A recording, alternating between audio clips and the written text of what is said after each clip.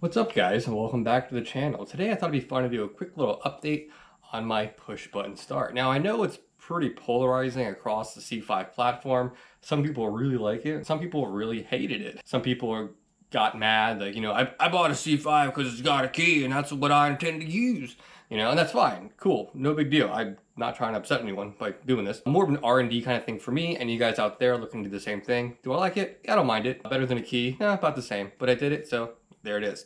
So I'm gonna go ahead, kind of show you all the features, what I've learned from having it, and show you the new button I put in, because the one it came with, I wasn't a huge fan. So let's go ahead and get into it.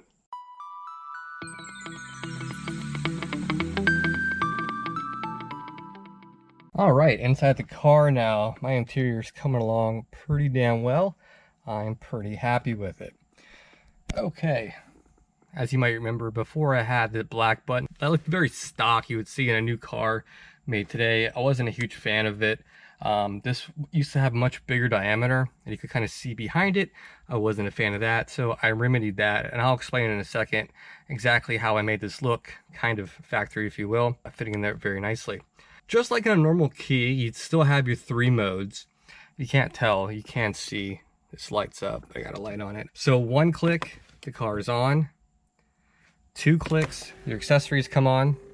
And furthermore, if you put the clutch in, foot on the brake, hold it down, and the car starts right up.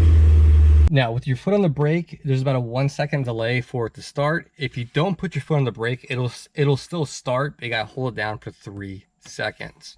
Now, there was one thing about this I wasn't a fan of, and I disabled, and that was the passive entry system. If you daily drive this car, it's not an issue. If you don't, after about 5 days, it'll drain the battery. But you can simply take that feature off. I think it's a matter of putting your foot on the brake and holding the key fob. You push the lock really quick, like 4 times or something. It's really simple if you wanted to turn it off. But yeah, if you don't daily drive your car and use the passive key system, it will drain your battery because it's always looking for a key fob. So that is one drawback. I turned that off. It wasn't a big deal to me. I didn't really care. I'll leave my car in the garage, the windows down most of the time anyways. Most people that see it, they really like it. They're like, oh, but that's interesting. Some are not sure if it came like that or not. They look at the button like, did that come with it? And I explain, no, I put it in. Most people think it's pretty neat, pretty nifty. I've had no weird issues so far. It's been, what, 4 months? The car starts every time. No issues. It works just like a normal key. You can jump the car just like a normal key, no big deal. And obviously, if you're looking at this, wondering how to install the damn thing, I made a video, and there'll be a link in the description below of, the actual process if you want to do this yourself. It's not too terribly hard. But right now, I'll take you over to my bench and show you exactly how I did this. All right, so for those of you trying to tackle the same button look I went for, not too terribly hard, kind of tedious, but not impossible. I was able to match the texture pretty damn close to the rest of it. I'm pretty happy with it. From a foot away, you can't even tell. Long story short, what I did, because the opening on this guy is about another inch in diameter, give or take, so the button itself won't fit in. So what I had to do for kind of a base is use Quick Steel plastic repair. It's a putty, mix it together. I used that behind it,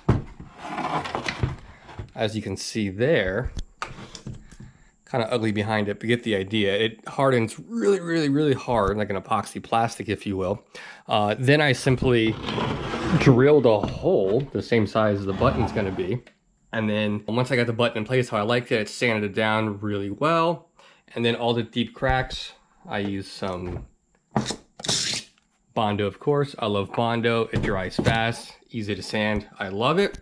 And then once I got the desired shape of how I wanted the button to fit in there, obviously it was too smooth and it wouldn't match the rest of the kind of leather grain you get on the rest of the console here.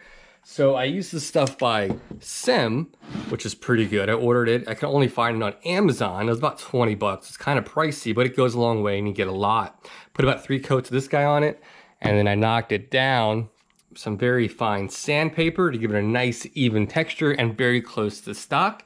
And the last thing I did was some Rust-Oleum American Accents paint and primer. Happy accident, this stuff and this sheen is the identical to the C5 interior. It's almost crazy how accurate this paint is. I would say it's more accurate than a GM paint you would get to do the damn thing. So yeah, this stuff's like $6, not too bad at all. The new button was like 20 bucks, and it feels to me a lot better than the one that came with it. The one that came with it, not a huge fan. It just feels cheap, if you will, like just kind of inside there. I didn't like the way it felt when I pushed it. I don't know, something about it, it felt cheap. So I went ahead and went to this style, which has very much a 3rd gen Viper or even a new Mustang GT 500. That wasn't what I was going for. It just kind of happened that way after the fact. So I'm not sold on the red. I might do the exact same button, but with this part being brushed aluminum. So I'm sure you guys will let me know in the comments if you like it or hate it. But yeah, that's how I did this little guy right there. All right, so there you have it. There's my little push button start update. For the most part, very happy with it. Feel free to ask questions if you feel like tackling this yourself. Not the hardest thing in the world. There is some electrical splicing and soldering involved, of course. I was going to do the square setup with the large brakes, but I think I'm just going to finish the interior next just to get it done. I'm getting new visors, and I'm going to integrate a garage door opener to make it look factory. That'll be coming in the pipeline. I will be doing leather panels for the doors here. It's just a kit you can get online. You take the vinyl off and replace it with the leather with the red stitching. I think that'll look sharp. And then probably just a leather cover for this. I hate the way this thing sounds. It's so freaking annoying. Hopefully it'll help with that. But that's what's coming down the pipeline for this guy. Then I think the interior will be about wrapped up. So I hope you guys enjoyed this, and I'll catch you guys next time. Mark out.